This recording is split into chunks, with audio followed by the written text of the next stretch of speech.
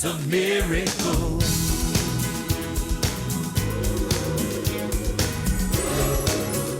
And now, from PAX TV Studio 611, your host, Richard Thomas.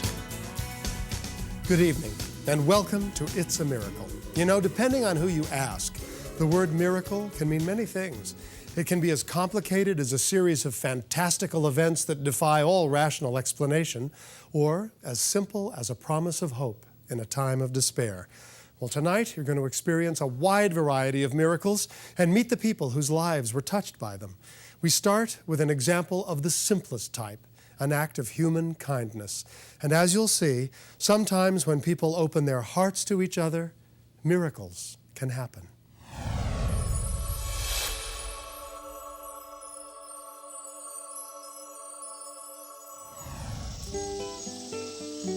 In 1985, Danny Ummensetter was an average, healthy, 36-year-old man who enjoyed sports and athletics. Until one day, while walking up a hill near his home in LaGrange, Kentucky, he suddenly passed out.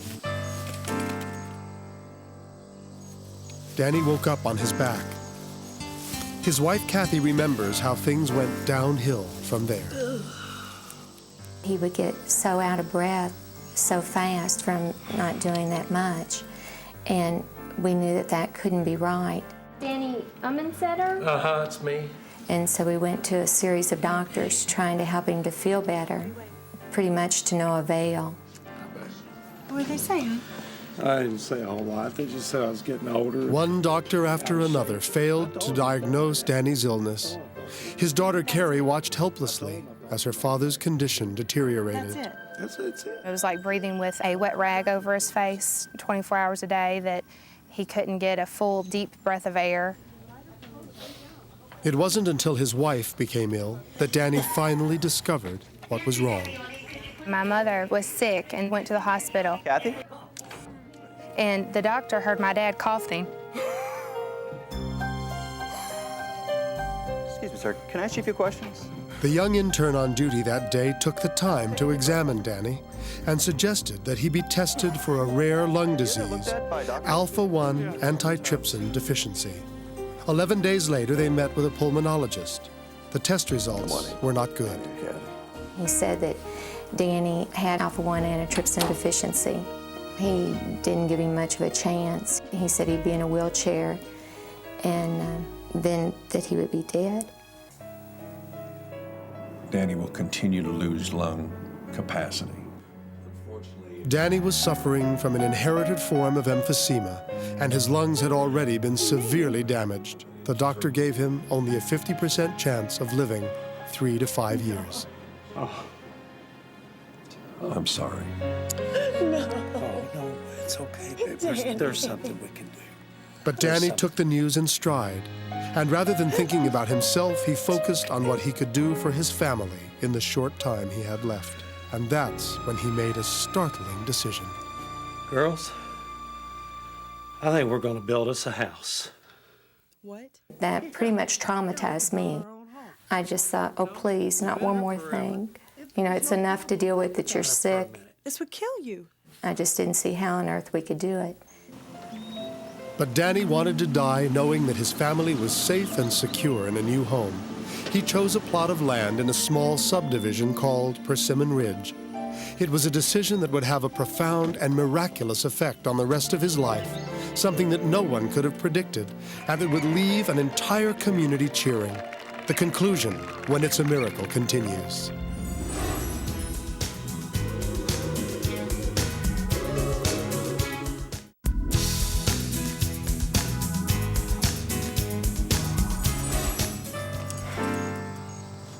When 36-year-old Danny Ummensetter was struck down by a deadly lung disease, he decided to spend the short time he had left to live building a home for his family. He chose a small community called Persimmon Ridge and met with the developer, Lauren Just. At that time, he was carrying an oxygen tank. It kind of threw me off a little bit. He said, well, I'm dying, so I need a place for my wife and daughter to be in a nice community where neighbors speak to each other and take care of each other. As construction began, Danny started meeting his neighbors, and they were immediately impressed by his courage and determination. Doug and Susan Smith were building nearby. We were both building our houses, and he happened to pull up out front one day and introduced himself. Hey, Danny. Hey, Doug Smith. Nice to meet you. Doug, nice to meet you, too. And he pretty bluntly told me what his situation was, and it was kind of astounding to me to think of a person who's looking at the possibility of dying any time building a house. Yeah, it's coming along. While Danny continued to personally supervise the construction of their home, his wife Kathy spent her time investigating possible treatments. Thank you. Luckily, after enough phone calls are made, you do find some help. Kathy's research led her to a new experimental procedure, a double lung transplant, and the director of the lung transplant program at Barnes Jewish Hospital in St. Louis, Dr. Bert My husband Trulock. has a condition and we're desperately seeking some help. When Danny was evaluated for transplantation, his lung function was about 20% of normal for a man his age. And that was on a progressively downward trend. Unfortunately, there's a critical shortage of donor organs, and approximately 15% of patients die every year without a transplant. The expected delay for transplantation when Danny was on the waiting list was in the range of probably 15 to 18 months. But Danny couldn't even walk up the driveway of his newly completed home. It was during this time that his new neighbors began to rally around him. It's kind of hard to keep this grass wet the whole time, and it's going to die. Dennis Sherrod lived across the street. We used to cut his grass. If he needed something picked up, we'd pick it up. We moved furniture from upstairs to downstairs. I mean, all kinds of things like that. These simple acts of kindness kept Danny's spirits alive. Soon, months passed, and as Danny neared the top of the donor waiting list, it was necessary for him to move to St. Louis to be near the hospital. Since Kathy's job as a kindergarten teacher was their only source of income, Carrie would accompany him. I had to work, but through the goodness of the neighbors, I would go every weekend to see Danny. They would make sure that one of them rode up with me or that I had plane tickets. They wanted to make sure we could be together. People would bring checks to my house so that she could fly every Friday to St. Louis to spend the weekend with Danny and Carrie. Careful. I love you. Unfortunately, Kathy was not present when Danny was finally given the news they'd been praying for. A donor had been found, and surgery was scheduled immediately. Yeah. They probably need your wedding band off, too.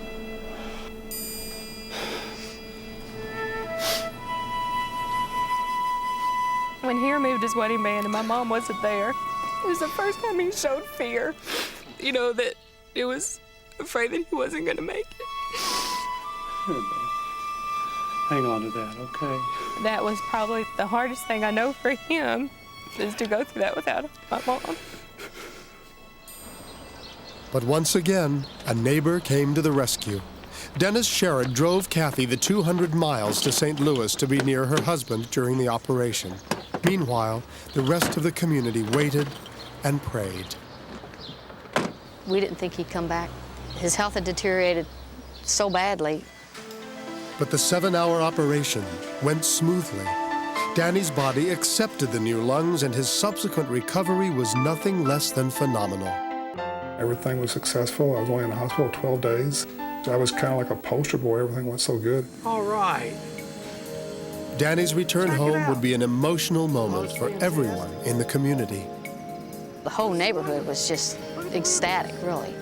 I had yellow ribbons tied all along the entrance to the development, and everyone was tying yellow ribbons around trees. We kind of knew about when to expect them and kept watching.